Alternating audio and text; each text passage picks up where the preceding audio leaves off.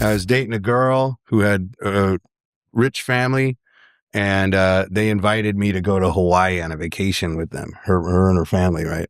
Yeah, we had to sleep in different beds. There are different bedrooms kind of thing. It was like... My parents would still do that, and I'm 38. 18 and 20 or something like that. I don't know. We were young. I was so excited to go to Hawaii because it was like I was into like the whole tiki thing, and I couldn't sleep, and everybody goes to bed. So I'm in the living room by myself, and I start hearing these like drums. Oh. I start feeling like hot, right? I feel like it's getting warm in the room. Like started very softly, but then the voice sounded mad, and it was like, that.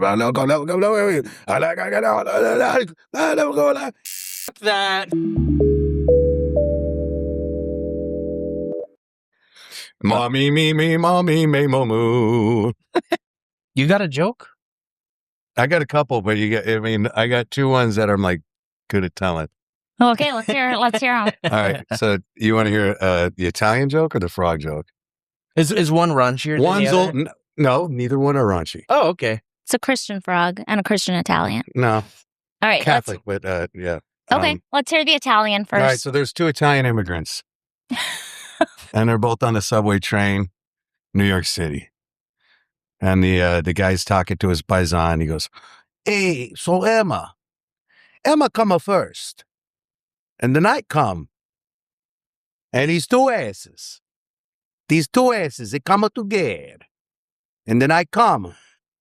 And then these two asses, they come together. I come, I pee twice, and then I come one last time." Now, these American women are completely appalled, just disturbed, right? And the girl looks up, she goes, "Sir, we don't speak this way in the United States of America."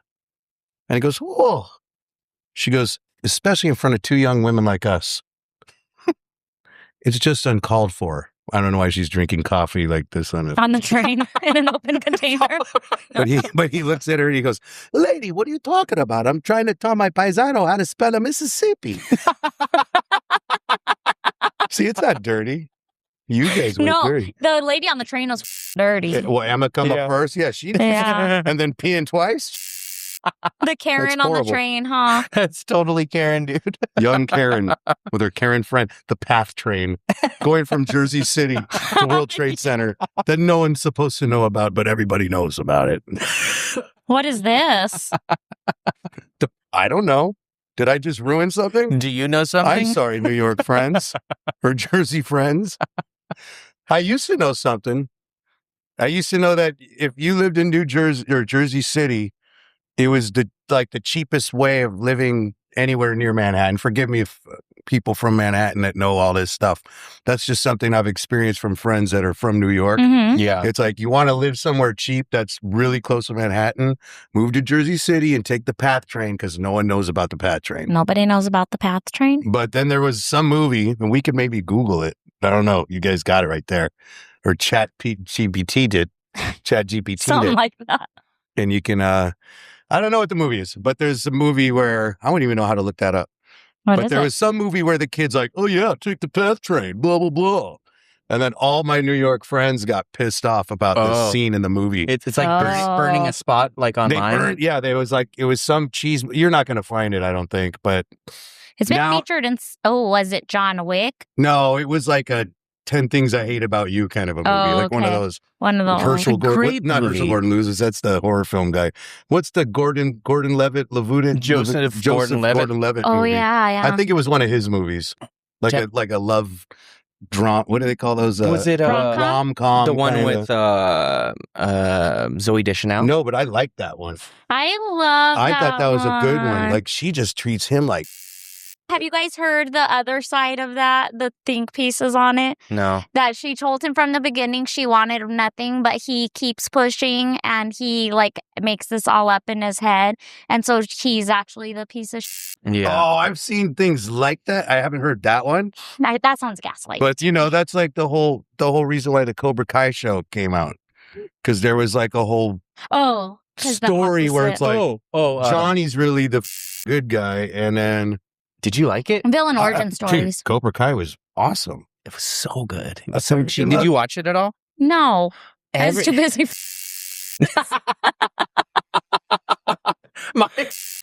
Yes. Well, in Palm Springs this Well, weekend. we were too busy acting like little watching that, and I thought it was great. So tell me more about it. What was your favorite? Who was your favorite character? Playing air karate in the garage. There's another one. No, here we want to go conspiracy stuff. This one's really loose. I don't know how to find it, of course, but maybe it's better left unfound. I saw it once or twice, and it's like a 20-minute edited documentary that somebody did, but it has to do with how Back to the Future was really the director of Back to the Future letting the world know that 9/11 is going to happen. Like the Twin Pines Mall ends up being the Lone Pine Mall. And then it relates to all these other movies that the director of Back to the Future did. Mm-hmm. Like that I can never say this. Joseph Gordon-Levitt. Gordon Ramsay. Gordon. Joseph Gordon-Ramsay. Herschel Gordon-Lewis. I was thinking Herschel God. Gordon-Lewis because he's like an old horror film guy. From Joseph Gordon-Ramsay Lewis. Yes. But anyways, the movie where he tightrope walks.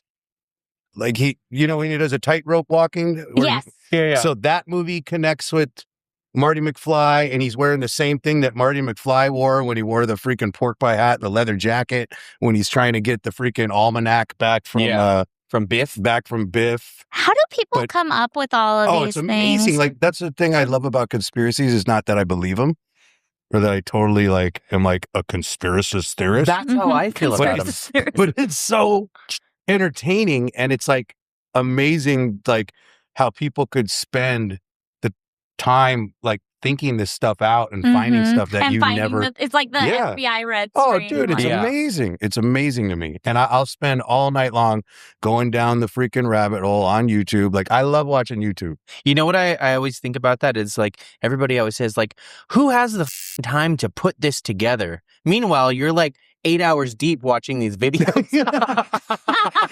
No, definitely, right? Who has the time? Yeah. No, it's true. Nothing calls a sunrise quicker than getting like down a conspiracy. Yeah. Even if it's the dumbest. And then you start with something like watching like people. Do you see those weird? It's not a conspiracy one, but like one day I started on the whole thing of like pets picking their owners. Have you seen these? Yes. Where they're like sitting there and then tell me that's AI and like, come on, that dog really went and jumped on that person and started kissing them. Yeah, and I know for a fact some of them are real, right? I know for a fact that dogs don't know how to use ChatGPT, so debunked. But starting from that one and then all of a sudden getting into freaking like the Book of Enoch, and like fallen angels and Project Blue Beam. And then you got to be at work in 3 hours. Yeah, and then you're like, I got to go to work in 3 hours, and here I am watching freaking time to push appointments. Yeah. Time to start. But no, the Back to the Future one, I'll find it and I'll send you guys. It's really good. It's well put together. Yeah. Because it gets into all kinds of stuff like the Twin Towers are behind this and that. And then there's this scene where it's like there's so much stuff where it's like, I can't believe this guy sat down and like did them. How do you do it? How do you come up with stuff like that? Like, yeah, and is it worth it? I mean, maybe it's probably monetized. This is for entertainment purposes only, but yeah. What do you guys think about this new virus? The Hanta? The Hansa? Is it Hanta or Hanta? I think it's Hanta. Hanta. Yeah. I think it's called the Hanta virus. Yeah. You've done some cruise ships. You've performed on cruise ships. Yeah. What would your move be? Like you're hanging out in your room, like, and then you get like the call, like, hey, so there's an outbreak. If I could see an island or something close enough, I'd probably jump in the water and swim. Yeah. Yeah. But I mean, did you see that? Well, but look at this says Poop Ship documentary on Netflix? What?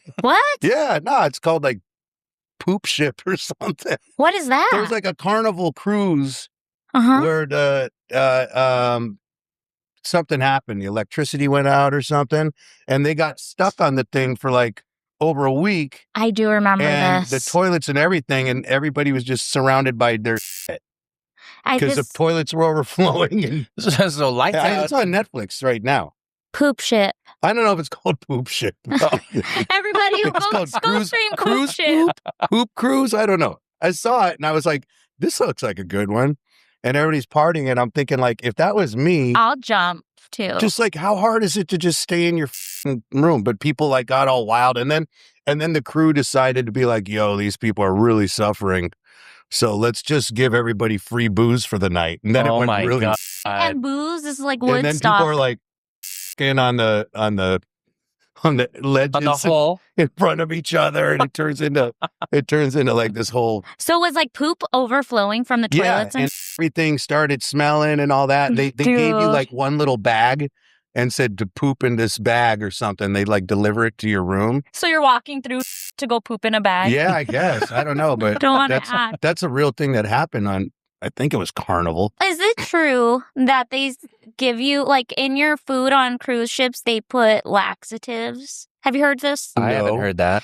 I don't know how true it is, but I've heard it on multiple things that it's because their plumbing is so bad that they, like, need everyone's to be, like, Soft. septic. Oh, dude, I can believe that Oh. because honestly, when you're on a cruise ship for like multiple days, it starts getting pretty stinky. Are you serious? I've never Yeah, done man. one. Have you? I haven't, and I've been wanting to do one so bad until this virus. Yeah. Until It's not this stinky to story. where you're not gonna. I don't want to badmouth a cruise ship or Yeah. anything. It's not stinky like in a bad. Like it's not like the end of the world. But you could kind of tell you got how many people on this mode?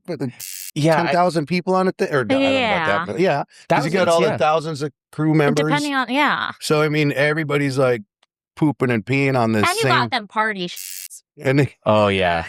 Oh yeah. yeah, and then you got people puking and throwing up Yeah. because it's like the Yeah. all you can drink kind of thing, And just people being seasick. people getting seasick. That's true too. I want to know what the policy is for feminine products.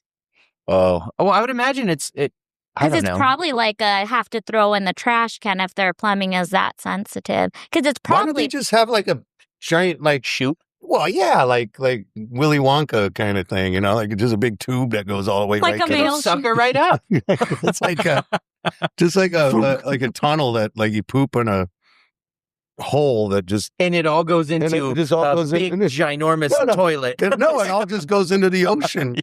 I mean, well then, because then you'd worry about people littering, right? But Well, just chum in the waters. if Maybe you, 'cause I it'll- mean, that's what I mean. If you're just pooping into sharks, are gonna probably like Ew, like smell it or something. when we were at the river the other day, we went to. Have you ever been to the Salt River, like near Phoenix? It's like a lazy river float. Mm-mm. Anyways, obviously government funded bathrooms, Oh, and these park bathrooms were just outhouse, like a regular porta potty. Well, it was a structure, but when I looked into it, it was like a porta potty that was just like 15 feet deep. Like, and it was just like, seemed like months and months of it. I would imagine Wow. the Yeah. cruise ships are similar, just maybe a little bit more I imagine them to be. septic-like, I guess. Well, I guess you would be able to confirm this because you've been. Yeah, I imagine them to be like a restroom on an airplane, where just Mhm.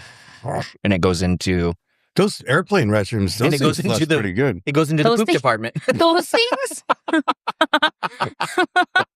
Where you put your animals and your dogs and cats, because they don't matter on a plane. You just throw them down there by the poop department. And then they turn to clouds. Poop ghost. What? Yeah. How is that how the flushing mechanism is on a cruise ship? Like a I don't plane? remember. I think everything's just pretty normal. Those things will suck your butt off. No, urinals and toilets are just pretty normal on a cruise ship. It's just after 4 days of being on one, it kind of just turns into like people turn into ogres, like something's wrong. It's like- They first get on and they're all like, hey, we're going on a cruise, and then as the days go on, and I've been guilty of And that I've too. been the ogre. I've been a pretty blacked out guy on a couple. Arnold. Well, I don't know. Yeah. Did I say like Arnold? Did I? That was great. Well, I can't do Arnold right now. I don't know. Yeah. But I think if you flushed the airplane toilet while you're sitting on it, it would prolapse your butthole. Oh, it has. Yeah, that button too. It's like you press it and you like think it's like why didn't it? And then it takes like a good like 3 seconds. And I was like, Yeah. it's like whoa, you're like blowing your nose like the tissue just goes whoa.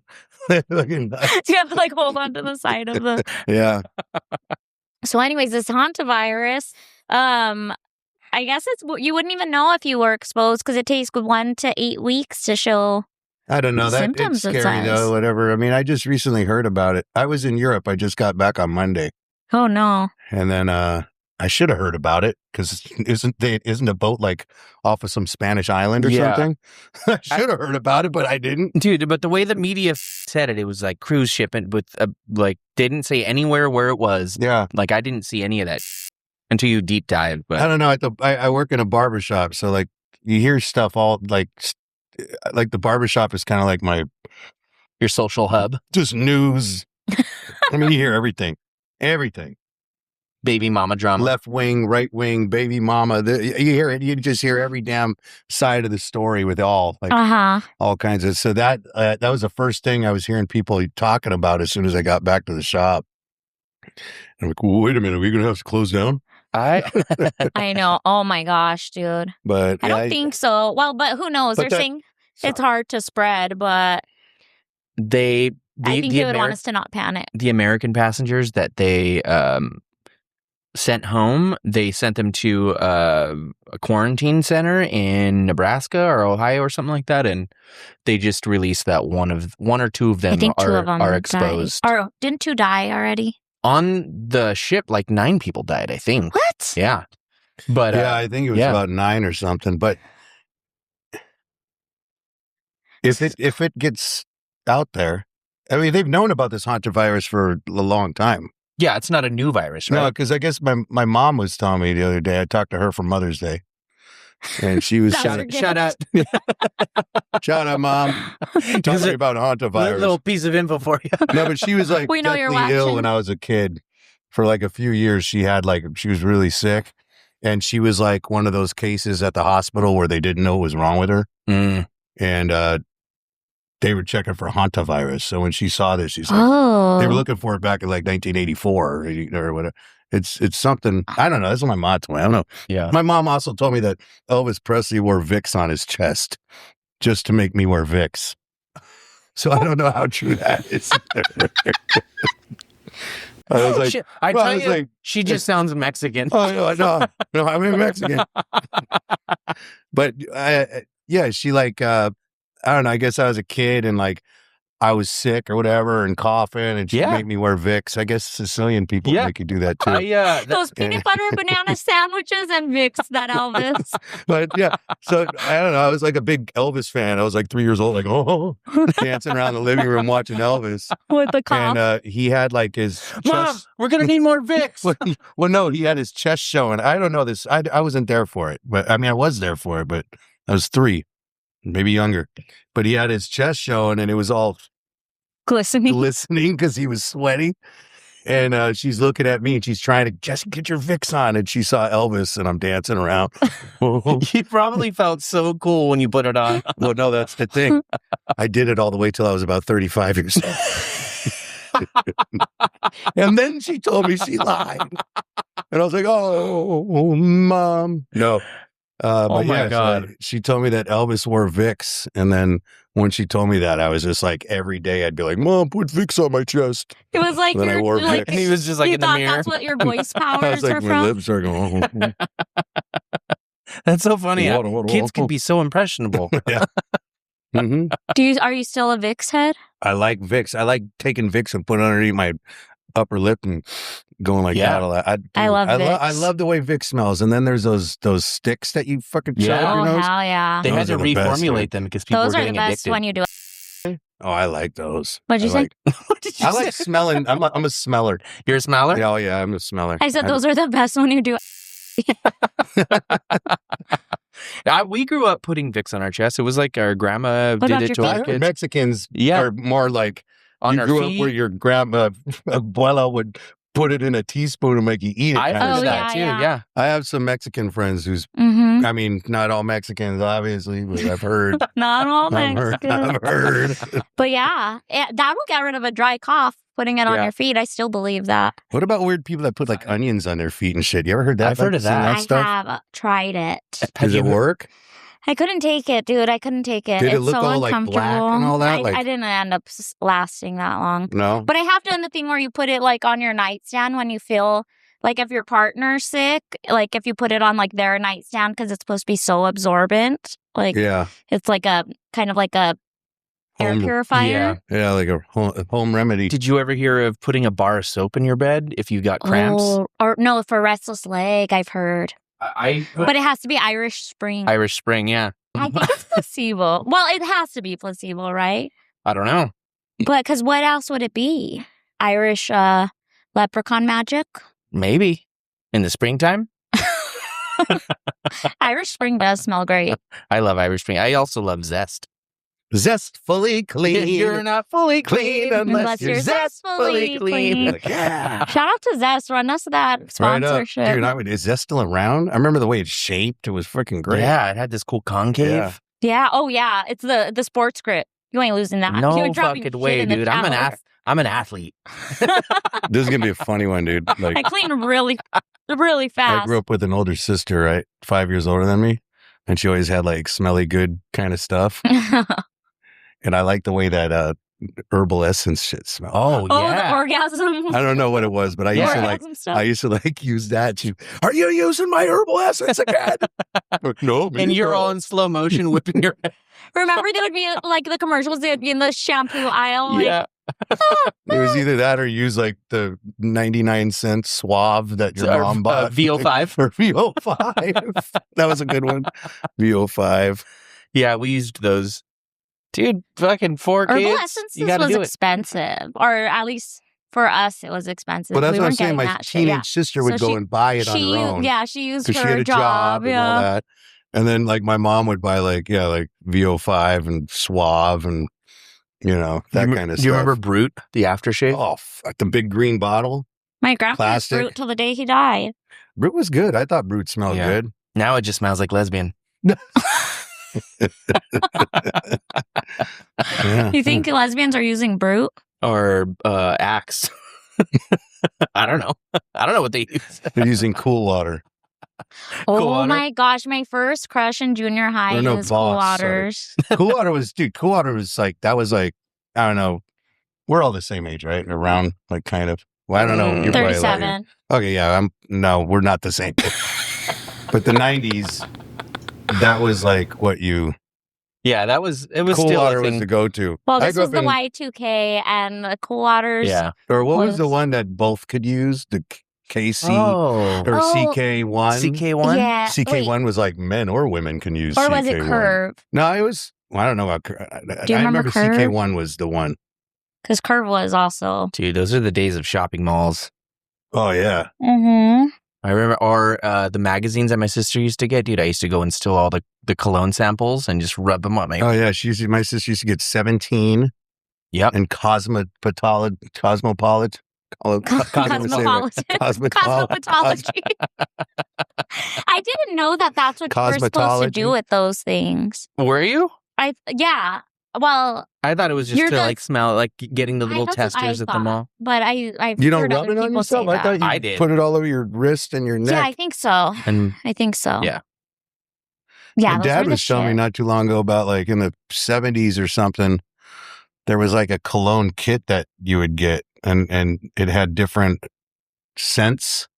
And then you could you make your own. your own. Oh, I like that. I don't know, because that sounds like it could be like when you make a suicide at Carl's Jr., Yeah. Like, I'm going to mix slice with root beer and Dr. Pepper and have the shits for a week. And you then know? convince yourself that you like it. Yeah. There's a place in Larchmont that you could like pick the scents pick a scent that you like or the scents you like, and then they'll help make you a custom cologne. Where? It's somewhere in Larchmont, I think. I've heard of that. Where's I forget Larchmont? what it's What is it? called. What It's do you kind know? of like it's like the rich neighborhood by Koreatown. Oh, wow. Huh. I'd do that.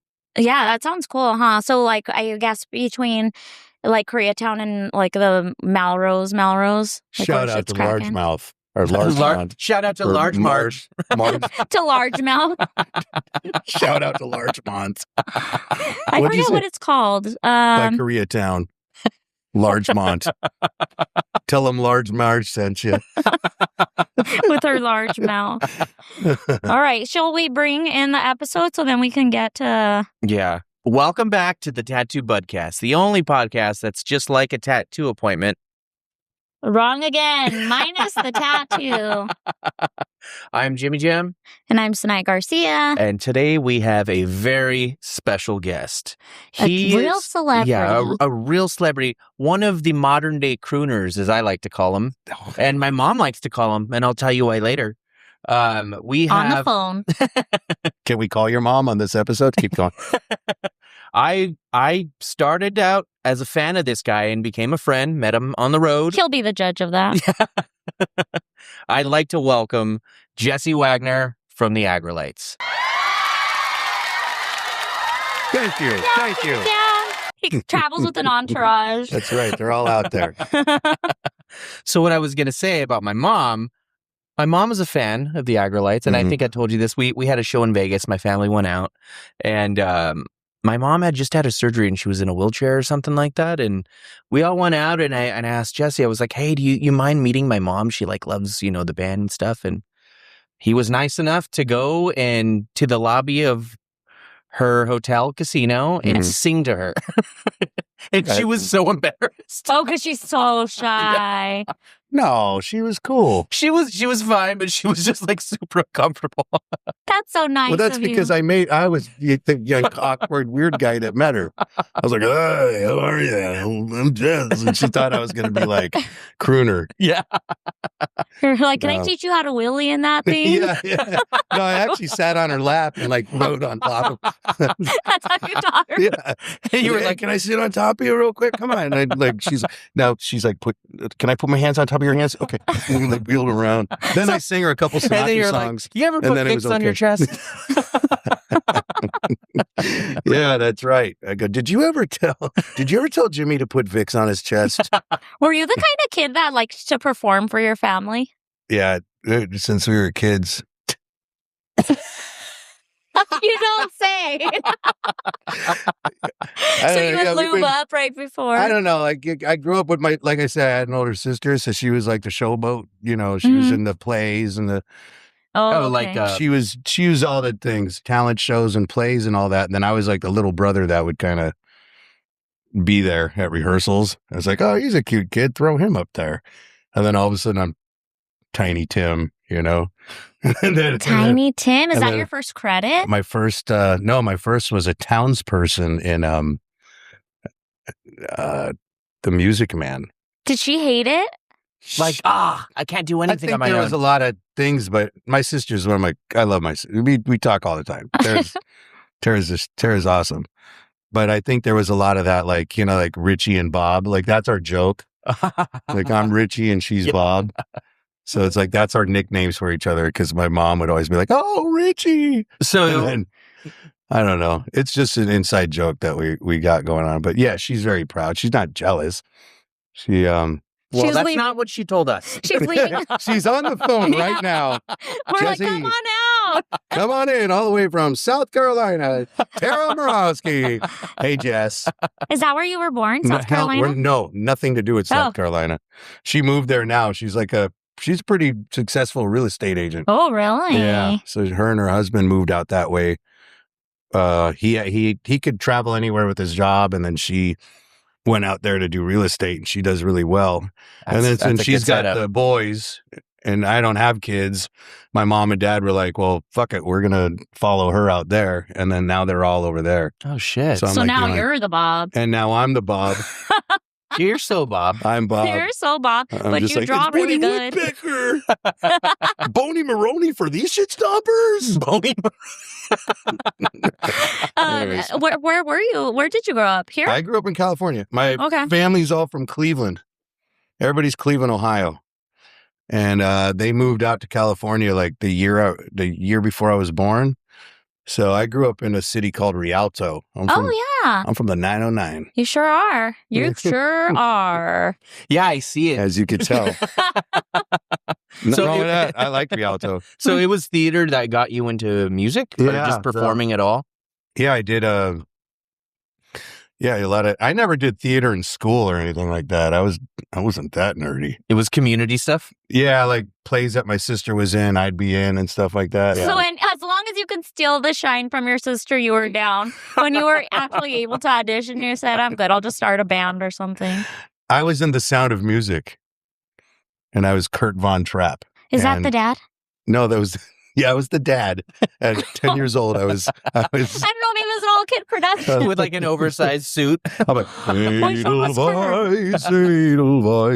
The kid, one of the kids. One of the kids. And I did it like 3 different times, but the girls that were in the play with me as my sisters, like the Von Trapp girls, they all had agents and shit like that. Agents? Oh, yeah. Yeah, I was the dad. I'm a dick. Don't disrespect my community. I don't know. Long story short, there is a cattle call, which is, I guess it's like when a few hundred kids line up outside of an agency in LA and they bring in like 10 kids at a time. It sounds so bad, especially now with like the pizza. And then they auction them. To the and they use their adrenochrome because we love conspiracy theory. No, I just get. No, you just go in 10 at a time. Hi, my name is Jesse. Let's go to Disney. My name is this. Let's go to Disneyland. And that was about. That was your line? Yeah, like I said, they bring in a group of kids at a time. My sister was one of them, and I was next to her, and about 10 other little dorky kids, and they line you up and you say like, hi, my name is Jimmy Jam. I'm 10 years old. Let's go to Disneyland. And then you'd get the next kid up and the next kid says it. Next kid says it. And I like wanted to wear a suit. I was like, I'm wearing a suit.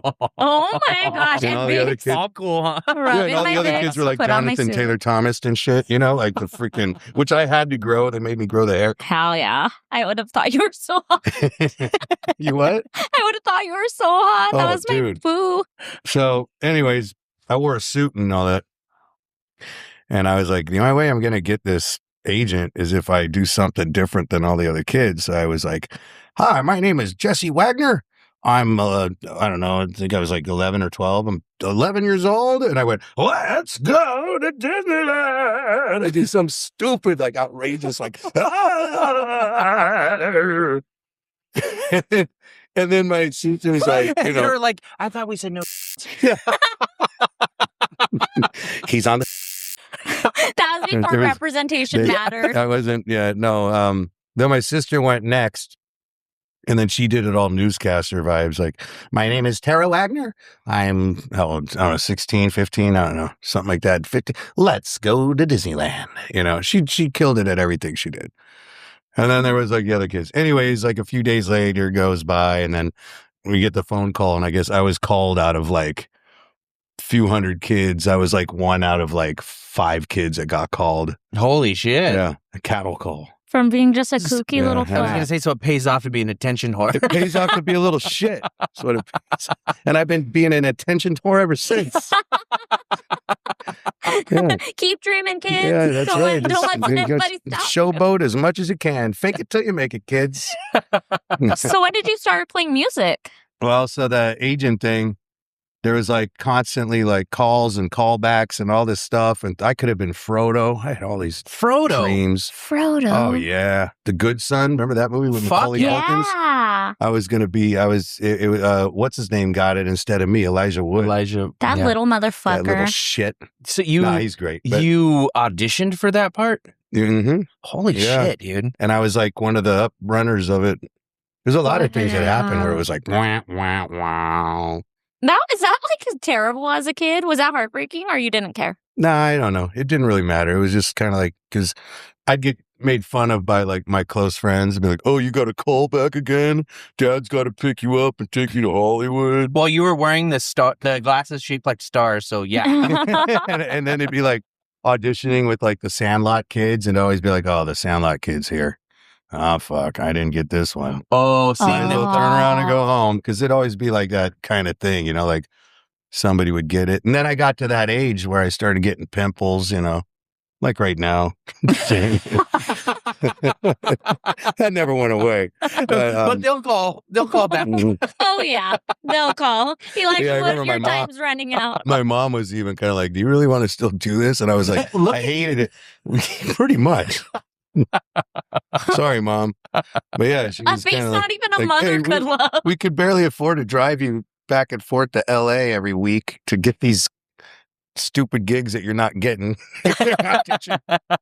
And I was like, I got into the whole reggae, little punk shit, and I was trying to be a rude boy, and I was trying to, rude boys didn't have freaking Jonathan Taylor Thomas hair. And, yeah, no and way. I just was like, and I was playing guitar, and I didn't want anything to do with it. I was just like, I don't like act. I'm not into this. So you just decided one day, like, this shit's Well, not it's not for that me. I decided. It's kind of like, and then I felt bad because my dad was like poor as shit, and been picking me up in Rialto and then driving me all the way to Hollywood to audition for something, and then us getting home at like 8:30, 9 o'clock at night back to Rialto again. Yeah. It just turned into like, More of a hassle. yeah. I mean, I did like a Hidden Valley Ranch commercial, and You did? Does it still exist?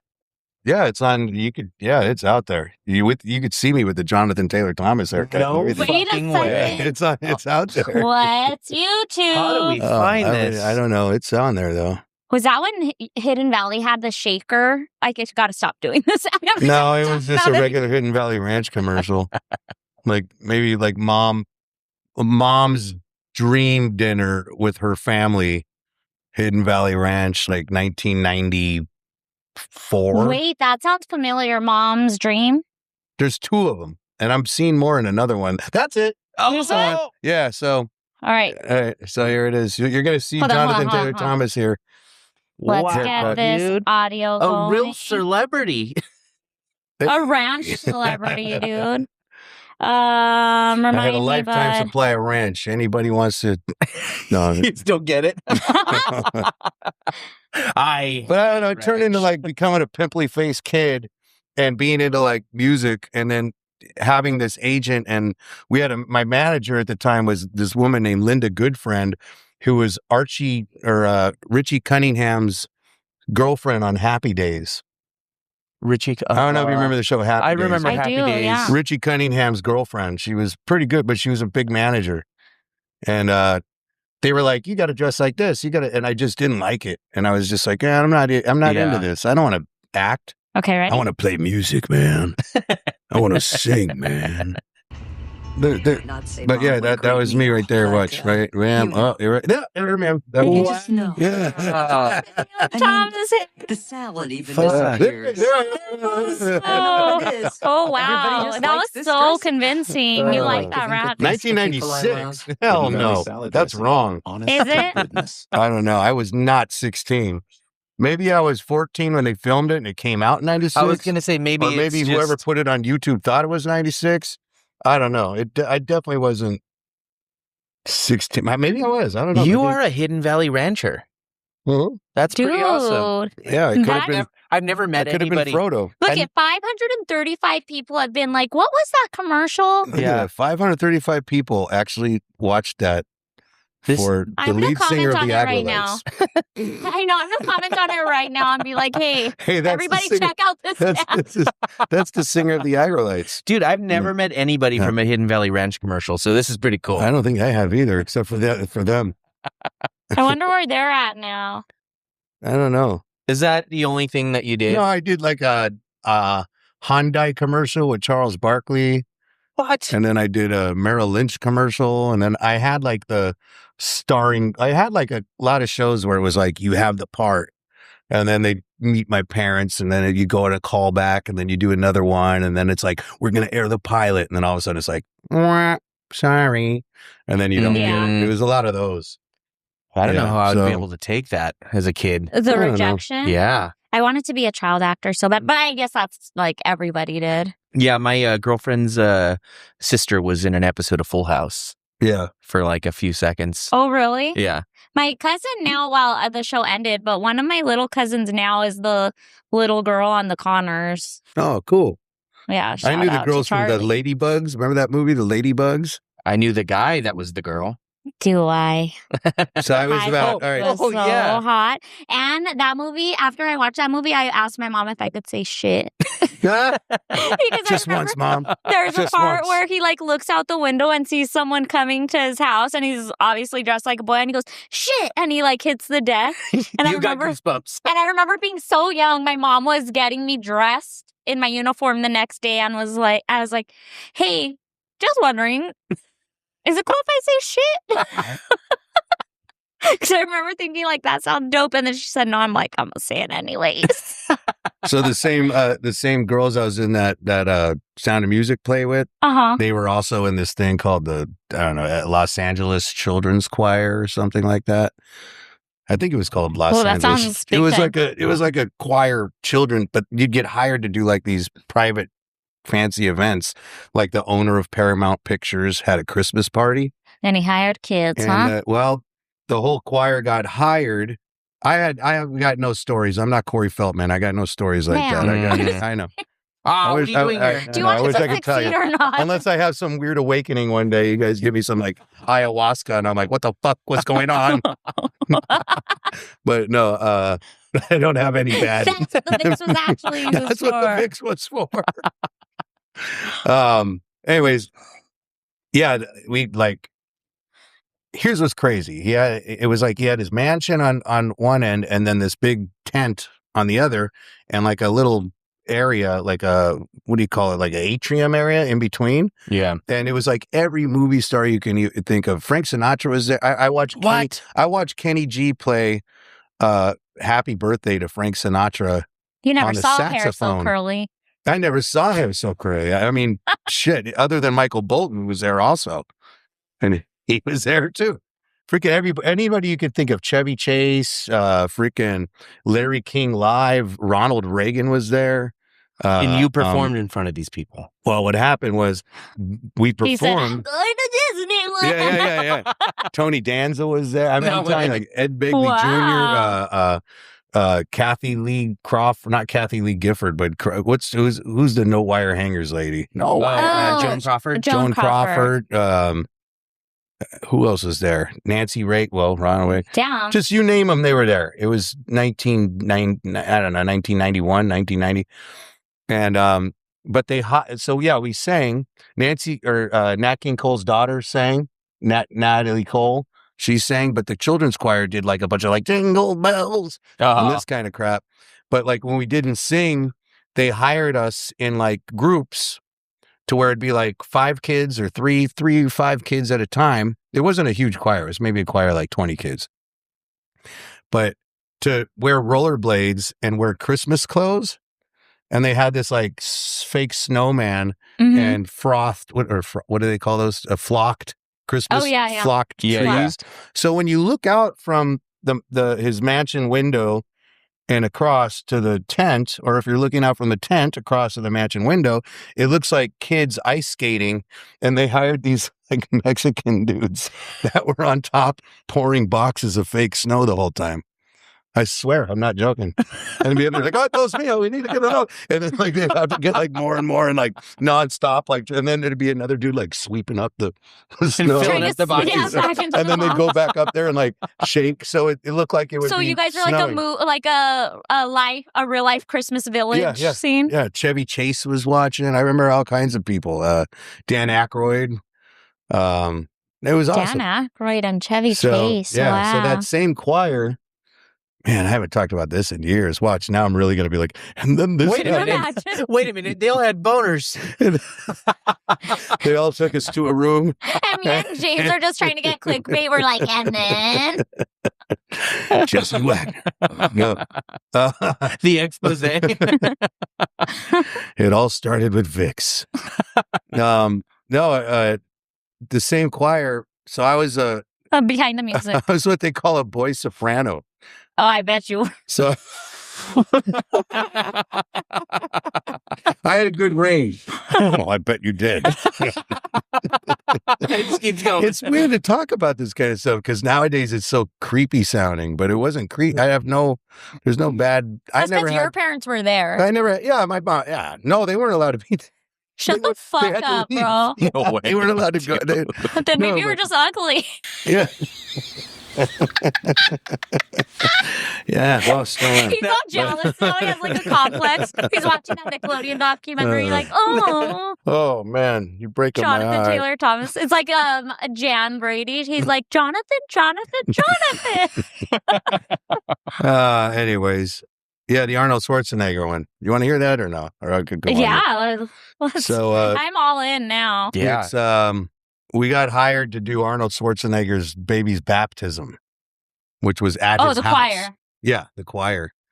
And I had to learn Ave Maria in what, Latin or whatever. Yeah. Ave Maria. Still got it. Is that your sound check song? No. My sound check song is Pick a little, talk a little, pick a little, talk a little, chip, chip, chip. That's my sound check song. But do you have it paused, someone? Do you have it paused? I don't know. Yeah, maybe I was a little bit older there. It says 96. It was 96. But anyways, yeah, I got to sing at Schwarzenegger's baby's house. Or Schwarzenegger's house for his baby's baptism. His baby's house. It was kind of small. But it was no, it was crazy because You have your own house, baby. they put me in a room, like his weight room or whatever. And you know that Mr. Universe statue and all that, like that's there, and it's just like all the weights, and you just had to sit there by yourself until they're like ready for you. Like, okay, Jess, come on. And there was like this caretaker woman that like brought me out, and I remember walking through his house to go to the backyard where the whole thing was. And there's like, you know, like normal people's houses, they have like family photos around. Yeah. Uh-huh. But it's like photos of like him with like the Kennedys, because his wife was Maria Shriver and shit, right? So it's like Kennedys, and Ted Kennedy was out there kicking it, like sitting there, and JFK Jr. was there, and like, you know, like I think he was there, unless I'm making things up. Yeah. But no, I mean, Not for long. Danny DeVito was there. not for long. No, I think he was. Yeah, I'm pretty sure he was there. But it was wild because like all these famous people, and then you're singing off, and this is like right around the time of Terminator 2. When Arnold Schwarzenegger's like that was my number favorite. one. Yeah, it's like, Was dude, it? Terminator 2 to Arnold Schwarzenegger. And then here I am singing Ave Maria while they're dipping their kid's freaking head in a bathtub. Oh, yeah, it was a baptism. That's weird. It was a baptism. and yeah, singing Ave Maria. Ave Maria.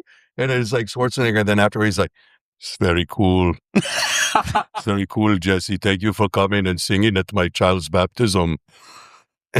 And then I think I come to find out that that's the one that he was sleeping with the maid. And I think that's the kid that ended up being like the... Yeah. That kid tans a little bit too good, they said. It ended up That being kid's never been sunburned a day in his life. It ended up being the Something's maid's kid. Yeah. Anyways. That's crazy. I forgot about that. That's got to be so weird. So at that age where you're like, holy shit, these guys are it was fucking... holy shit. And then you go to school and you tell your friends about it, and then your friends are like, bullshit, man. Nah. Yeah, right. Go to another callback, dude. You know, and then you just feel like shit about it. Like, All who can in I silver tell? T3 Alto kids. I can't tell anybody about these things. Nobody believes me. I'm gonna be a musician now and start a band in a garage. And then they'll believe me. Then they'll believe me. That's how we got here. How did the music happen? Oh, yeah. That's how it started. I got pimply face and ugly, and then it was like Punk rock all of a sudden. it was like I want to play punk rock. And I started a band and was like, that's it. I wanted to do this because at least with the band, you don't have to be somebody else or What do was what your they first tell band? you. It's cheeseball as fuck. I mean, it was fun. It was Michael good. Bolton covers. No. It was a ska band, but we were like the first band I had was trying to be Hepcat, Okay. and all the other guys in the band, I could only recruit like, you know, you got to have a horn section, so it'd be like marching band kids that didn't know anything about Bunch of nerds. Hepcat, you know, like that kind of thing. And then, How do you remember like how you even first heard ska and reggae? yeah, but that's like I've told that story. Okay, lot. well, All right, go listen to someone else's. Go listen to another pod. That's boring stuff. Let's talk more about Schwarzenegger. I don't know, just being a kid, being like, I was into my parents' music. I was like one of the only kids that had listen to their parents' records. Oh, okay. And everybody else was into like, you know, I mean, I kind of was into it for a minute, like the grunge thing, you know, like 1991, 92. Some Pilots. But then my mom and dad were playing like Tower of Power, you know, and War and Oh, your parents are Mexican. yeah, kind of freaking Malo and Yeah. Tierra. No, but yeah, they were playing a lot of soul music, and then my mom was like the British Invasion Beatle fan, so we heard that a lot.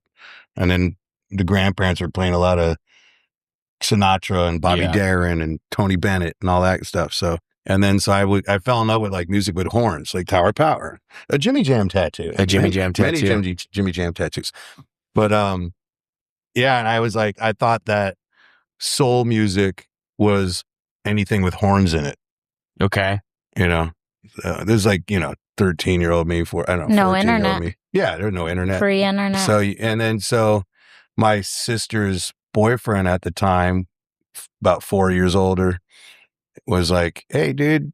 I go, hey, was there any kind of music nowadays that's like got horns in it that's like cool?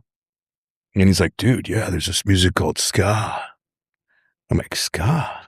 And I'm thinking at the time, like, it sounds like scar. Like, it sounds it doesn't sound like ska. Like, it doesn't sound happy. It sounds scar. I was like, yeah, dude, I'll take you to Rhino Records. He took me to Rhino Records in Claremont. And he bought me a Skeletones CD. I remember that band. They were like Fishbone of 92, you know? They started in like the late 80s, but they were like, you know, it was like the early 90s. And then he bought me Madness, I think, the Specials. He bought me like a handful of things, and Hepcat was one of them. And it was like, I couldn't get into the Hepcat one because I got all into the... You couldn't get into the Hepcat one? Not at first. I got into the Skeletones one, and that kind of sent me in the direction of like ska punk shit. Early 90s. And I was like, this is it. This is a dream come true. This is who I am? This is who I am. Yeah. My pimples be thriving. That's right. And then I don't know, one day just Hepcat, there was a CD compilation called California Ska Quake. And it had Dance Hall Crashers on it. Hepcat was on it. Jump with Joey was on it. And then a bunch of third wave ska bands. Skeletones were on it. Let's Go Bowling. And there's a Hepcat song called Ooh Ooh A Hi Hi that one day it just all clicked. Yeah. And it was like, this is what it's all about. Oh, I have a question. You don't have to name names, obviously, but have you been in the position where you've met one of your heroes and you're like, man, that guy or that person sucks? Like, you're so disappointed. You know what? To be honest, I want to tell that kind of story, and I'm not just being a buttercup cutie pootie with it. Like, I really had never had reggae sweetheart. I've never had a bad experience with any, like, we've toured with a lot of really famous bands and stuff. So many. And I want to tell a story like that. Well, actually, I don't. I'm glad that I don't, but I don't have any. That don't make no sense. I'm like, so you came on this podcast. I don't know. I just, no, I don't have any bad stories about So you people. came on this podcast and you weren't Frodo. You didn't get by Arnold Schwarzenegger. And now no one's been a dick to you. Go ahead, ask the next question. Everyone's been nice until I do ayahuasca. And then I find out all kinds of shit. And then it's a new me. I come back on the show and I just talk shit the whole time. We broke him. We're like, uh-oh. He went off the deep end. No, that's good, though. Maybe this is a good time to tell a George Clinton story. Oh, that's a good one, yeah. So this is years and years later. I'm not 14 anymore, singing Boy Soprano, Ave Maria. Balls dropped. Balls semi-dropped, I guess. One ball's dropped. One's lower than the other, yeah. But no, we Aggrolites did a Europe tour, but the beginning of the tour started in a place called Le Reunion Island, which is like a French island off the coast of Madagascar. So it's like France's Hawaii, you know, if you will. Talk about obscure. Never even fucking heard of that. I didn't either until we went there. But we flew all the way from LAX all the way to Paris, France on a plane with George Clinton and the Parliament Funkadelic. Wild. And he's got about 16. Can we turn that shit off, the thing, please? He's like, yep, that's true. Fine. So we fly from LAX all the way to... He's living his dream right now. What do you mean? You made it, bud. I did it. All the way to Paris. And he's got about 16 band members, about 10 crew members. So a lot of the plane was George Clinton and the Aggrolites, you know. And we got to like meet him, you know. We're flying all the way to Paris. And so we're at the gate, and he's got rainbow hair, and he's in a wheelchair, and he's got a toothpick in his, or a toothbrush. A toothbrush. A toothbrush in his mouth, not a toothpick, a toothbrush. And like this woman that was like kind of taking care of him, like cruising him around on a wheelchair. He's like sitting there. She's like, "You want to meet George?" And I was like, "Hell yeah, we're going to the same place." He's like, "Yeah, go ahead." So I sit with him for a minute at the gate, getting on the plane to Paris. And I'm like, "Hey, nice to meet you. We're going to be playing with you in Labor Union Island. We're the direct support." You say, "Oh, man, yeah, what's your name, man?" I'm like, "Jesse." Our band's called the Aggrolites. He's like, "Oh, cool, man. What kind of style?" And I'm like, "Play reggae music, you know." And but I want to tell you, like, I grew up on your music. I got a big 45 collection that I've kind of inherited in a way from like my parents and my uncle, and they're all soul, like everybody in my family's into soul music from the 60s. They were all musicians playing soul out of Cleveland, so Ohio. cool. So I got this 45, and it's not Parliament Funkadelic, it's The Parliaments. And the A side of it is Testify, which is a well-known Parliament song.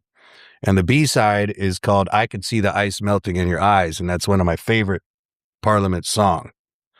He's like, "Man," he's like, "Young man, you mean to tell me that you got that on 45? And I was like, "Yeah, it's not that rare." But he was just, people probably want to talk to you. He's like, he said this. He's like, "People always want to talk to me about Atomic Dog and Flashlight and songs like that, you know. But nobody sits and talks to me about the Parliaments.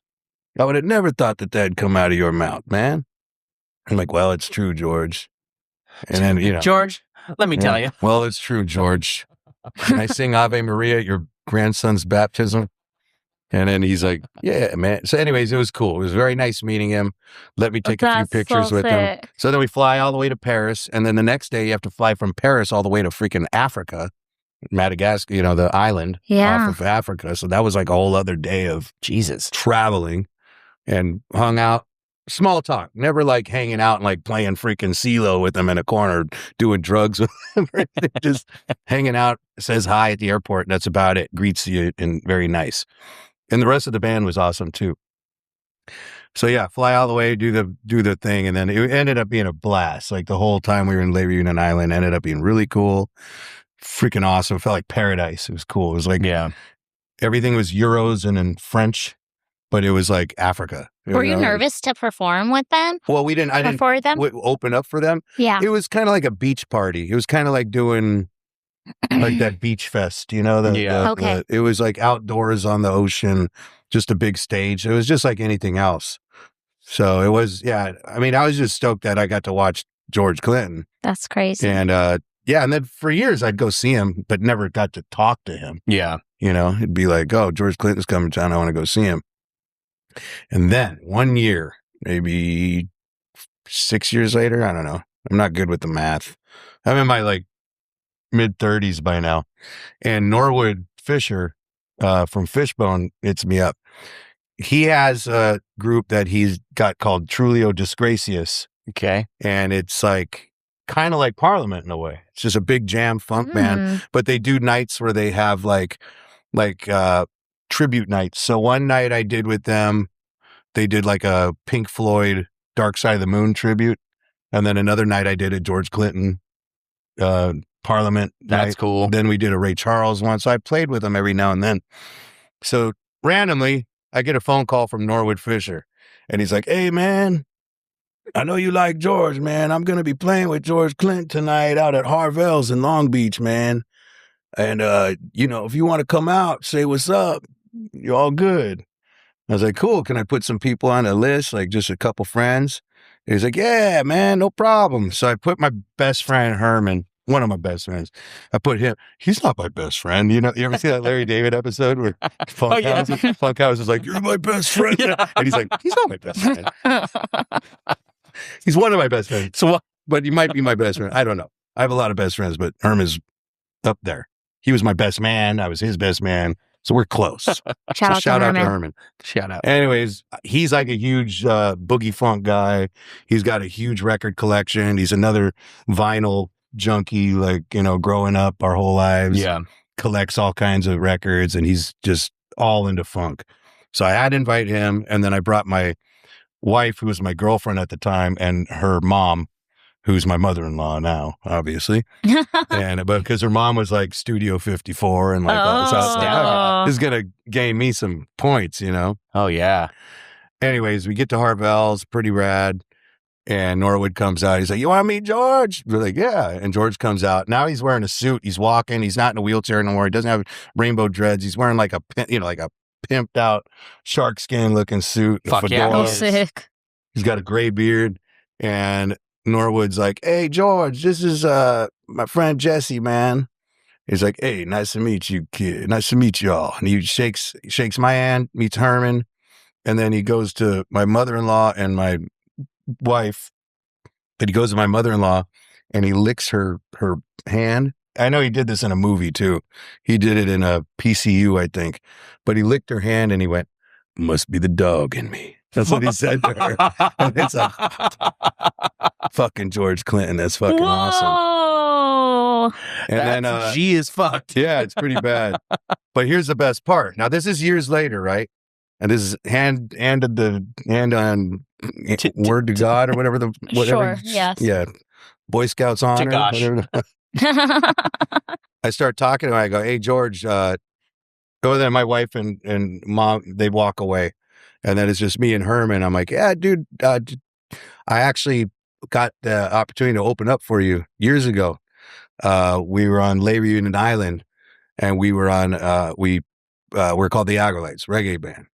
And here's just straight up. Now, you think after all the drugs that this guy has done and all the partying and all the marijuana and all the shit, you think his brain would be fried to where he ain't going to remember anything. All right. And he looks at me and goes, "Brother, how can I forget? I could see the ice melting in your eyes, the B side of that 45. I've never met anybody to bring that up to me. I'll never forget you, young man." How cute. And I was like, dope. I was like, that's got to be the raddest thing ever, dude. George Clinton remembered so me. cool. I don't know if he'll remember me now if I brought it up again. But so here's the best part. So it's like, He "Okay, licks George." your hand? No, you didn't lick my hand. Do you want a dog in Imagine it. Oh shit. So no, then he's like, "All right." We're like, "Okay, George, we'll let you go do your thing, man. You have a great show. Looking forward to it." You know. So me and Herman start walking away, and he's like, "Hey, young boys, young man, get back over here, you two." And we turn around, we walk back over to him, and he puts his arms around both of us, and he goes, "Now y'all gotta remember, a tail ain't nothing but a long booty." And we're like, yeah. That is the best philosophy I think I've ever heard anybody tell me. A tail ain't nothing but a long booty. He had to call you guys back. Call us back to let us know. Get back over here. We're like 10 feet away. "Yo, young man, get back over here before you go. Come here. Remember, a tail ain't nothing but a long booty." What does that mean? I know it's so George Clinton though, right? It's so He's like, "So if you got a dog?" Who knows? Who knows what? A tail ain't nothing but a long, like, don't trust a bitch with a big ass. I don't know what I don't know. It's open to interpretation. It's open to anything. A tail ain't nothing, like, don't think too much about a nice ass. Like a girl with a pretty booty is something to not really think too much about because a tail ain't nothing but a long. I don't know. It could mean a million things. It's funny because you could spit all of these out like you've spent so much time. Oh, I thought about it since a tail. Since the day up. Ain't nothing but a long booty. But I was thinking that'd be a cool tattoo, but I don't know for sure if it would. Oh, with the Sailor Jerry of the wiener dog. Oh, yeah. The wiener dog's ass on the other side. You know what I'm talking about? I forget what it's called. I don't know, but a tail ain't nothing but just right across my chest here. The tail ain't nothing but no ruggets. Tail ain't nothing but a long booty. But yeah, so that's. I love that he called you back for that. Mhm. Yeah, it's incredible. So how long has Aggrolites been around now? 2002. Oh my gosh. Was that 25 years? 25 years. I guess. Almost? Oh, it's no. the anniversary of the 24. self-titled. That was the first album that I discovered you, and I was like, "Who the fuck is this?" It was actually Jeff Alfredo. He played it for me when it had released, and dude, that he sang album on a is track. So he's on good. one of the songs on there. Now- A song called "Work to Do." When people come up to you, and because I'm sure it's happened that they're like tell you how much your music means to them, is it awkward for you, or do you? No, I like it. It depends He's on like, the. I'm a dick. No, I'm like, get the fuck out of my face. Or you leave them with some weird fucking. You start coming up with George Clinton phrases. Yeah. I'm like, remember, a tail ain't nothing but a long booty. You should make it a point to fuck people up like that, so they're left the rest of their lives like, No. what did that mean? Imagine you just misheard him, and it was actually something profound. It's always weird, like hit and miss. Like I have a social anxiety problem, believe it or not. That's what I feel like it would be so awkward. I feel like Like- that's so common with musicians. Yeah, like Even sometimes, singers. sometimes you're on and then sometimes you're off. And Mhm. when you're on the road for a month or something, it's not like every single night. There's guys I know that are musicians that could do it every night. I'm not talking about the show. The show's no problem. Being on the stage, Yeah. that's kind of the easy fun part. But the going to the merch table and saying hi to people, because some nights it's not that you don't want to meet them. You're very thankful that people like your music and people are into Mhm. it, but you're just off. Like something sets you off, and then and I got kind of like that.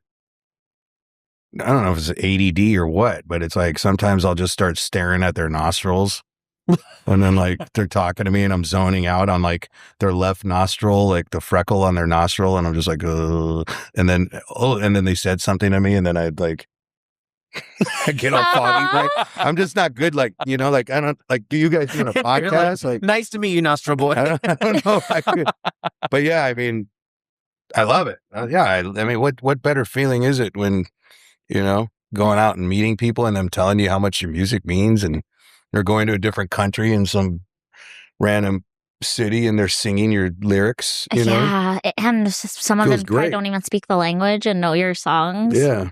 That is crazy. That's insane. Then you go back to the barbershop and the guys don't want to hear you talk at all. It's the same. It reminds me of high school. It reminds me of junior high when I come home from Arnold Schwarzenegger's baby's baptism, and then my friends would be like, "Shut the fuck up, Jesse. Get over here and play pogs with us, asshole." Fuck you, man. I was at Arnold Schwarzenegger's house. I promise. It's probably because you try to autograph all their shit when you get back. Yeah, it keeps you humble, I guess. You always got to have a regular day job if you want to be a musician. You got to keep a regular job, So yeah, the barbershop does that. The guys are like, "Oh yeah, you went where this time? Oh yeah, cool. Shut the fuck up about it." James told me that you didn't start getting tattooed till later in life. Yeah. That's probably good. Yeah, I really don't have a reason. Well, I don't know. Maybe just because I was never afraid of it. I never hated it. I always thought tattoos were cool. Yeah. Well, you probably saved yourself from getting a lot of dumb shit. I was No, going to I say. got a lot of. No, I he's wouldn't got say they're all. I wouldn't say. Shut up. I got Bad Boy Club on my arm. yeah. Well, you didn't get it. You I gave have them, it. but you wouldn't do it. I mean, I wouldn't consider that. I mean, it's a great tattoo, but it's kind of a joke. A lot of my tattoos are jokes. You Like, need the they're- little duck, the I'm the boss. Oh, dude, I would I get. think we talked about that. Oh, That's the In Charger tattoo. is That's that like what is that? Yeah. the Karen tattoo? That's like with the In Charger. We What- called them In Chargers back in the day instead of Karens. But anyways, So if there are already dumb tattoos, no, I don't know. Like growing up, I always thought they were cool, and then there was a moment in my life when it was like, "You're cooler to not have a tattoo." Like that's kind like the of punk rockers in the 70s in the UK, the more they weren't all tattooed, and it just seemed like Yeah. a 90s cool, like getting tattooed all over your arms and all, but then not having anything on your chest kind of thing. Yeah. And then When it was did you like, get your first one? so I was about 35, 36, and we, the Aggrolites played this tattoo convention, the Sailor Jerry Tattoo Festival or whatever. yeah. And yeah, it had a lot of freaking Hawaiian drinks, A lot of Mai Tais. a lot of Mai Tais and zombies and all that. Walking And around town with the grass I skirt. became really good friends. Like he knows Nick Danger. You guys played in Left Alone together. Yeah. But Nick's out there and introduced me to a bunch of great people. And Nate Rose is one of them, who's a tattoo artist. He's originally from Maui, and he's on Oahu now. But anyways, it was one of those things where it's like, I'm in my like mid 30s. I haven't had a normal job since I was 22, 21. It's not like the early 2000s or 90s where it was like, you can't have a tattoo to have an office job. Like everybody. Yeah, that shit's. It's like more rare. Yeah. It's more rare to not have a tattoo than to have a tattoo. Like, you know, and like, yeah, you go to Disneyland and there's kids that are all sleeved up. Like you go to the putting you on- hospital and there's putting you on Yeah. Peter Pan, you know? Yeah. Like, yeah. So I was like, why not? And we played this tattoo thing, and it's like, I got a lot of friends that are tattoo artists, and I love their work. And they've always offered to be like, yo, let me tattoo you. And then why do I say no all the time? And I had this like weird, I don't know what the word is called, Epiphany? epiphany, where I'm like, why not? So it's about 3 a.m. or something after the thing's over with, shit. and they're tattooing at some shop. And yeah, Nate Rose is like, I'll give you whatever you want, dude. And it ends up being this tattoo of the Shaka sign with boobs on it. Your first tattoo That was the first one. titties. I could show it to you first guys, but yeah, tattoo. it's literally on my leg here. And I had a bottle of freaking some kind of, not Sailor Jerry rum, because I don't think that has anything to do with the real Sailor Jerry. No. But it was some kind of rum they gave me, and I was just getting hammered, like tossed, and they're tattooing my leg. And I'm like, fuck it. And it's funny because I called my wife back home. How do you feel about tits? No, well, it kind of was like that. I'm like, hey, I'm at a tattoo shop right now, and I'm getting a tattoo of the freaking Shaka sign with tits on it. Is that cool? And she's just like, he's full of shit. This guy's and she's 3 hours ahead. So it's like, it's like 5 a.m. for her or 6 a.m. Just like And she's just like, yeah, whatever. Cool. Yeah, whatever. stupid idiot. Okay. And I sure enough got it. And I got driven back to the hotel. And I'm like, what the hell did I just do? And I showed it to the band, and they're tripping out because they thought it was like fake tattoo. But yeah, that was my first tattoo. I don't know. I mean, I know So it's crazy. it's simply just because your why turned into a why not. Exactly. And my That's cool. friends are tattoo artists. I'm around tattoos. I like tattoos. I'm a musician. Like, why do I not have I could do whatever I want. It kind of destroys my second question. I was going to ask what kind of dumb tattoos you would have gotten when you were a kid, but probably that. I don't know. When I was a kid, when I thought about Oh, that. I know. Vicks in the rhinestone jumpsuit. With the hair and the glasses. I might do. You know what? That's a great idea. Can we draw that up? Yeah, you know what? That's actually. Can somebody draw that up? I would do it. Or at least like with the. With the side, like Yeah. Vicks with chops. Well, I don't know which Elvis performance Which were you era? watching? Yeah, when. I don't Well, know. if you said bare chest, it had to be 70s. Yeah, it was like Yeah. big jumpsuit Elvis, like Yeah. gold jumpsuit, like Fat probably Elvis. Vegas Elvis. Vegas Elvis for sure. Elvis. I don't know. I was 3, but I don't know. Back when I was young and thinking about tattoos, it was always like, it has to be something thoughtful, like, you know, like. Yeah. Yeah. And then when I was 36, I wasn't giving a shit, and I was drinking like Well, a I fish. think boomer parents instill into your mind too that you're gonna regret it. Yeah. Yeah. It's slowly fading. I think we're it's gone. What the basically. tattoos you did on him are slowly fading. I will tell you a quick. See, book with me. Dude. So I kind of thought back then, it was like, yeah, if I ever do get a tattoo, it's just going to be one. It's going to be a weird one, which ended up being the Shaka sign with boobs. How long after that one did you get another? Less than freaking 6 months. Yeah. And then it just went wild. And That's it the was way Yeah. that just shit like, works, dude. then it was like, then it's like people say they're addicting. It become, and then I honestly, it does kind of become therapeutical, where like you get really them and does. you kind of enjoy, like it sounds like Yeah. tough guy stuff, It's but almost it's not. like It's like, ritualistic. yeah, you like lay there like Opie. Opie was doing this one. I actually was like falling asleep and like, oh, this is like such a cool thing. Like, Yeah. it felt like, yeah, Dang, I've never fallen asleep for a tattoo. But this guy was like a tweaker on tour. Like, can you tattoo me right now? And I was like, dude, You got any more of I those was tattoos? like, dude, we're at a truck stop. People have done worse than truck stops. Come on, man. We're at Arby's. There's good lighting in here, bro. There's good lighting in here. And they've got the beat. All right. Well, Yeah. I think we have reached the point of the show where we do our tattoo cover-up. And the tattoo cover-up is where we have our guest viewers for ourselves, share a story that is either shameful, regretful, spooky, unbelievable, miraculous, crazy. Just something you would hear in a tattoo shop, or a barber shop. Yeah, and it doesn't always have to be tattoo related. I have a spooky story. Spooky. Okay. You guys like spooky? Because we're talking about Hawaii, so I might as well tell this one. Yes.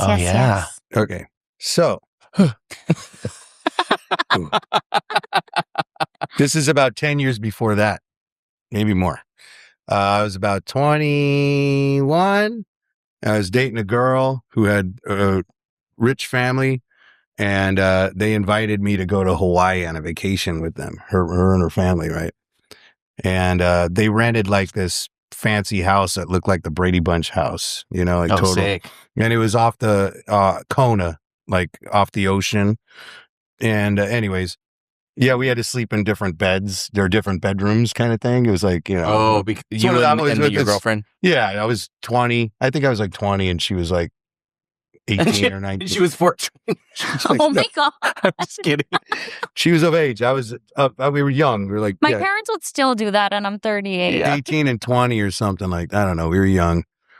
And so anyways, I stayed with her family, and I was so excited to go to Hawaii because it was like I was into like the whole tiki thing and cocktails and swing and fashion, ultra, what is it? Ultra Lounge and all that stuff. Elvis has been to Hawaii. I had all the Ultra Lounge CD compilations and, Martin Denny. And I was just like Mr. Tiki mug collector and all that. So I thought it was cool. And we get to Hawaii and her family's like been there before, hoity-toities. And they're very nice, by the way. But shout out to them. But anyways, I couldn't sleep and everybody goes to bed. So I'm in the living room by myself and I kind of doze off. I have the TV on the timer and I'm laying on my back and I start to doze off and fall asleep and I start hearing these like drums. Oh. Boom, boom, boom, boom, boom. I don't remember the pattern of the drums, but it was like a drum beat. And I'm like, oh, this is cool. Like when you're kind of falling asleep, you're going into a dream state and like, this is pretty rad. And I start falling asleep and dozing off. And then over the drums, I start feeling like hot, right? I feel like it's like it's getting warm in the room. I'm not opening up my eyes. I'm just kind of going in dream state. And then I start hearing this voice underneath the drums. And forgive me, I'm going to try to imitate a Hawaiian accent. I don't know it at all. It was like chanting of some sort. No, it was like started very softly, but then the voice sounded mad. And it was like, and fuck that. And now it's getting to the point to where it's like screaming at me. Whoa. Over me, and this drums like are behind it, and it's hotter and hotter, and I'm starting to get like scared, like I don't like this. And then all of a sudden something is telling me, just keep your freaking eyes shut, don't wake up, just keep your eyes shut, lay there, just be quiet and it'll go away. No more tiki drinks. I wasn't really drinking. I was only 20 years old. I wasn't really drinking much, especially around my girlfriend's mom and dad. I'm trying to be my best parents. behaved. Yeah. Anyways, the voice kind of goes off and the drums go off with it, and then it disappears. And then it's gone. And then I open my eyes and I'm in the living room like, what the fuck? That was like the weirdest. And I freak out, dude. It like scared me so bad. And I went in the bedroom and I slept with the lights on like the rest of the week. Like I was terrified. Hell yeah. I was terrified. everywhere I went, I was like scared. And I was like, this is scary. This is scary. Anyways. That's fucking crazy, dude. Well, so That's here's what's fucking even more crazy. crazier. It's 10 years later, and the Aggrolites play, and we're on Oahu now. That was on the Big Island, right? We're on Oahu, and we're watching this crazy meteor shower thing go down. And there's like me and a couple of like locals, like homies, friends, and we all get in. We're on the beach eating poke, watching this meteor shower, and it's like 3 a.m, and it's the raddest thing I ever saw in my life. It was like rocks with fireballs behind them. That's fucking awesome. And yeah, we started telling ghost stories, and everybody's like kind of telling their turn. I'm like, you know what? It's kind of crazy. I don't know if this is a ghost story or not, but about, I don't know, 10 years ago, I was here on this island. And or not on this island. I was in Hawaii, and I started telling the dream. Mhm. And as soon as I get to the part of the drums, one of the local chicks who I'm still friends with today, she's freaking rad. Her name is Kitty, and she performs. Oh, she I know plays, Kitty. Shout out to Kitty. So you know Kitty. Shout out to Kitty. Kitty's a shit. Kitty's like, yeah, night marchers. And I'm like, wait, what? And she's like, yeah, those are night marchers. And then her homegirl like concurs, like, yeah, definitely night marchers. And they're saying it like, and I'm like, Night wait, marchers. I'm like, what's a night marcher? What's a night marcher? I'm like, oh, dude. So keep telling your story.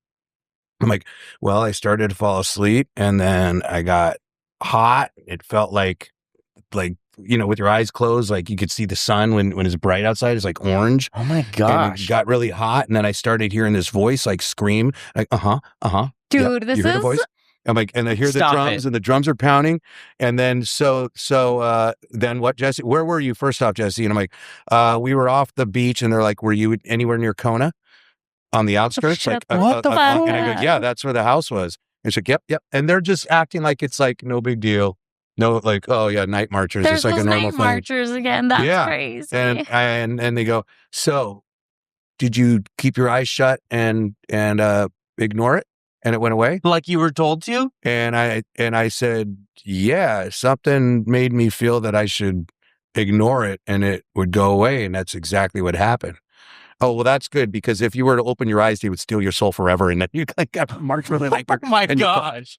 but Any more poke? yeah. Any more poke? Okay, next ghost story. That's not even ghost story, because night marchers. So yeah, I could not. I was tripping over this because they knew the location, they knew exactly what happened, and then Oh, go ahead. Well, I mean, we'll read this off. so I ended up going back to California, and I did all the research I could on night marchers. And there's even I played with a band called UXB. Not too many people know about this band. I was in a punk rock band for a split second with the ex-members of the US Bombs, and we called it UXB. Cool.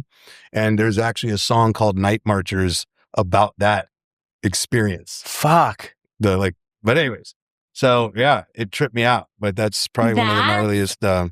Probably one of the pretty good best for a ghost ghost story? stories we've heard. That's one of the top probably 3. So Yeah. here's what ChatGPT has to say. Night marchers are said to be the spirits of ancient Hawaiian warriors who march in procession at night. They often follow old paths, probably why they knew they were in Kona, battle routes, or sacred areas that were important in life. What people report, witnesses and stories commonly describe the sound of drums, conch shells, Oh or my gosh. chanting. Mm-hmm. Torchlight, you said light was intensifying. The Torchlight. heat. Mm-hmm. Oh, yeah. Yeah, it got Moving hot and there was, information like, through the I darkness. love getting the chills. Shadowy figurines marching in lines. Oh, you didn't see them. Sometimes wearing traditional warrior gear. No, I Some kept my mouth say shut, or you eyes don't shut. always see them. You might only hear them first. They said that they were like an army of. They'd march with the drums, and what they would do, they'd come to the towns and tax people. Oh. They'd collect from the people or something. That's what they really. But like, what's his name? Like Captain Cook supposedly was haunted by night marchers, and the main thing is it's you know what a haole? How they say haole? Yeah. It's like a haole thing. If you're like not from Hawaii and you're visiting, and you're being kind of disrespectful, that makes sense with the taxing. they're gonna come and they're gonna freaking haunt you. And I kind of feel like me being the goofball kid, hey, swinging tiki. I know Let's Hawaii. Tiki drinks, and I'm wearing like goofball, like tiki shirts. Or maybe the family that they were just like, we've been here a million times. We Yeah. don't really care. Well, I don't know, but Hawaiian it was tradition strongly warns, do not look directly at them. Do not interfere or cross their path. If you encounter them, you're supposed to lie face down and stay still, show respect, and avoid drawing attention. Yes, I didn't lay on my face. I woke up on my back, but I kept my eyes shut and I didn't move. Till it went away. Yeah. But anyways, that's what Dude, it this says. is blowing my fucking mind. It's I'm blowing not my trying to do mind. a commercial, but you should hear the song. The song's pretty cool. It's like ripped off of Guns of Brixton by The Clash. Yeah. It's like that kind of vibe, but the lyrics are all about I'm this totally going to look it up after. Holy shit, dude. That's fucking one of the top stories. Yeah, thanks, man. Shit. Dude, Well, I'm bravo. glad we ended with that. Wow. Fuck. It's better than the freaking Arnold Schwarzenegger, I could have been Frodo story. Shit. I never told those. That's wild. I mean, I've told him to people, but not Publicly? on a podcast. You heard it here first, folks. Freaking Elvis wore Vicks. That's a new one. Nobody heard that one. Shit. I just picture little baby Jesse with his grease-stained shirts. All of his little graphic tees had a ring of Vicks. And a toy guitar. Yeah. Crazy. Wow, that was a blast, guys. Dude. Yeah. Well, do you have anything to You plug? gave me my comfort pillow the whole time? Yeah. I got to hold my pillow while I was talking. Your pillow pet. It's Remember? like, what are those things called now that everybody uses? The squishmallows? Yeah. Oh my God. Got like 5 of them. Well, do you have anything to plug? You have any dates coming up? You unplug your This barbering? from May 29th to May 31st, I will be tour guide at the Punk Rock Museum in Las Vegas. Sick. And May 30th is my birthday. So if you guys want to party. Happy birthday. And do an acoustic set that day as well. But yeah, it'll be like 2 tour guides a day thing from the 29th to the 31st. So if you want to hear any wacky stories about things like, if there's a room about Left Alone where I see like Elvis's shoes, I'm not going to talk about Elvis's shoes. I'm going to talk about Jimmy Jam and that time that he almost tattooed me at Arby's. But but yeah, so that's May 29th through May 31st. That's so and then cool. the Aggrolites are coming out with a new record on June 5th. Fuck And yeah, it's dude. called Hell Super yeah. Atomic. And so far there's 2 singles released, but the album's June 5th. So Hell yeah, dude. Congratulations on Thank the new you. record. Yeah. Thank you. And thanks for coming, man. Oh, thank you. Thanks for we've coming. been talking about this for about a year. Yeah. I'm glad Mhm. we finally actually made it happen. Yeah, I would sleep outside and they'd like come to work and see me like, can I come in today? Go back to work. Go back to the barbershop. Jonathan Taylor Thomas is supposed to come today. We'll Go back. call you. You could have been Frodo, but you're not. I know. If you were Frodo, you'd be in here today. Frodo's only. Go back to the barbershop, asshole. You want to plug that? The barbershop? Yeah, Scallywag Barbers, Fullerton, California, 1950 North Placentia. Go get the back of your neck clipped because go some of get- y'all look go a get mess. Yeah. hot towel, straight razor shave, pompadour. Yeah. You want an Edgar? We'll give you an Edgar. I don't care. You want You do it? Have you done an broccoli, Edgar? broccoli head? You want the taper, the alpaca haircut? We do them all. Have you done an Yeah, Edgar? we've done, but we don't really specialize. But we don't like we do it. them. We don't really. Yeah, I mean, You guys are going to regret it's kind of those like in a Edgars. traditional style barbershop. So it's more like, the kind of pompadour and Yeah, the kind of classic thing. gentleman's Classic cuts. gentleman's haircuts. I like that. But it's one of those shops where you could go in, have a beer, and shoot the shit. they don't make it's them like like a that social club. anymore. It's not a place where you have to feel like you're not allowed to talk shit or, Yeah. unless there's a kid in there. Then, of course, we're going to And then we talk shit about him. then we're going to talk shit on the kid You could never be an actor, or kid. the kid's mom. All right. It's Well, like, why the fuck did that mom bring that kid in here? Sorry. oh my gosh. Do you have like little baby ass kids? No, the kids are cool. I never really had like a pain in the ass kid, but then again, I never played with a band that was really an asshole, and I never got as a child actor. So I'm sorry, I'm so boring. Maybe you're just naive or oblivious or something. Until I do ayahuasca, a whole new freaking. Or maybe you were the no, I'm just kidding. We'll cut that. Okay. You want to go ahead and give the Yeah. sign off? At the end of every episode, we have our guests look at the camera and say, "Thanks for watching the Tattoo Budcast. We'll see you at your next session." When do I do it? Just anytime? Anytime. Thanks for watching the Tattoo Budcast. We'll see you at your next session. Beautiful. All right, thank you guys. That was awesome. Thank you. Dude, that was fun, Fuck man. yeah. I'm gonna fucking look up these night marchers. I want to know what they look like, dude. They look like warriors, like crazy. Like warrior. the movie with the warriors. I don't know. I picture like fucking Jason Moana walking around in loincloth or some Jason shit. Momoa. Momoa.